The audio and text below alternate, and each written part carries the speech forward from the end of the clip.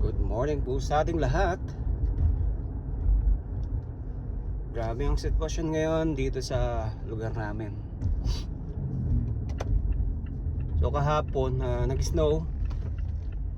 Medyo mga ilang oras din. Tapos nawala nga yung dulas. Ang problema ngayon, yung mga daan, yung mga street. Pero yung mga highway, yung mga main road, okay lang. Medyo na ano nila, na tanggal nila yung snow. Dito lang tayo sa labas. So bago tayo pumasok, kailangan na check natin yung labas kung may nakakalat na basura.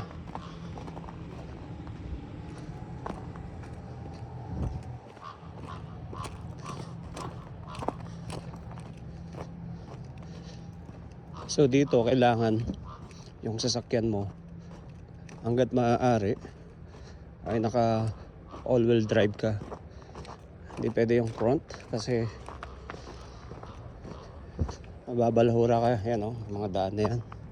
Grabe yan.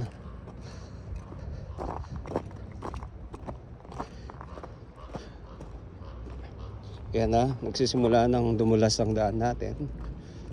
So nilagyan na ng asinto.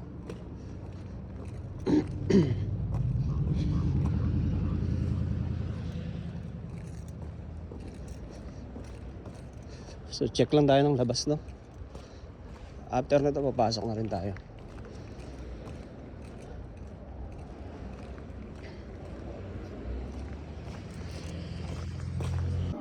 Check lang natin yung rooftop kasi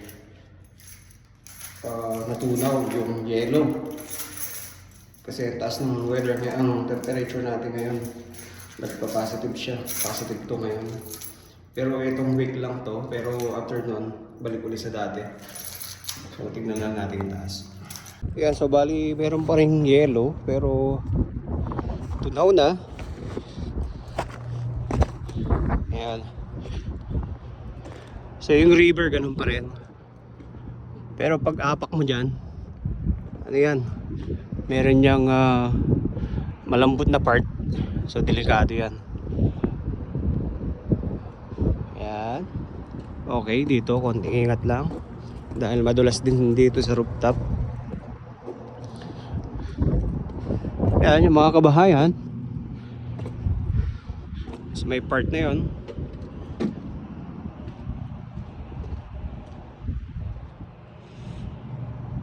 Tapos yung banda dito, kabilang side, yun yung mga kabahayan natin.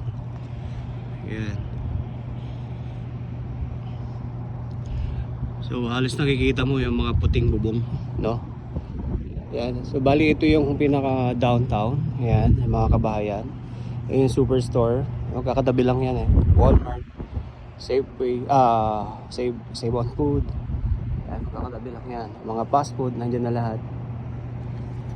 So yan yung mga kabahayan natin. Tapos bandang highway naman, yan naman.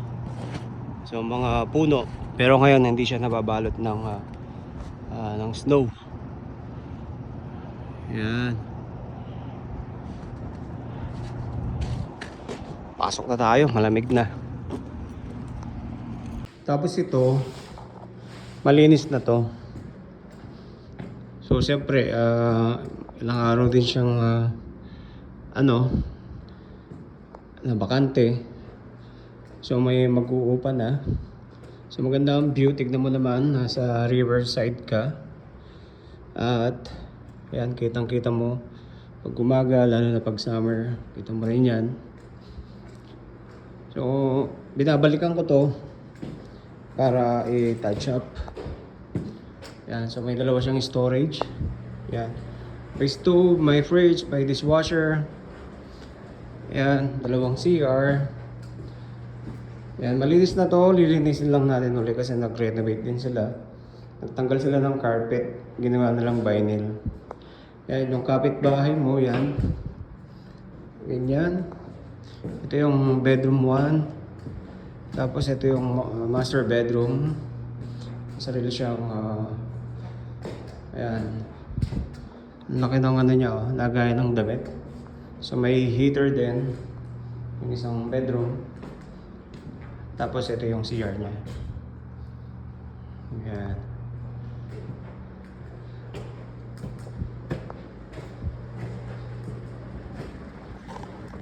Yeah, panigurado.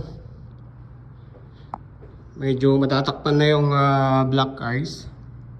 So ang mangyayari ngayon, kasi nag-i-snow na, kita ba? Yan. Kung nakikita nyo, nag-i-snow ngayon. Yan. So, pero bukas malamig pa rin, mainit pa rin. Pero nag-i-start na mag-snow. Yan. Kung nakikita nyo, nag-i-snow na ulit. Yan. Tignan natin yung likod. Yan, mga kalakal yan, no? Naipon natin. So, ibibenta natin sa Friday. Bago tayo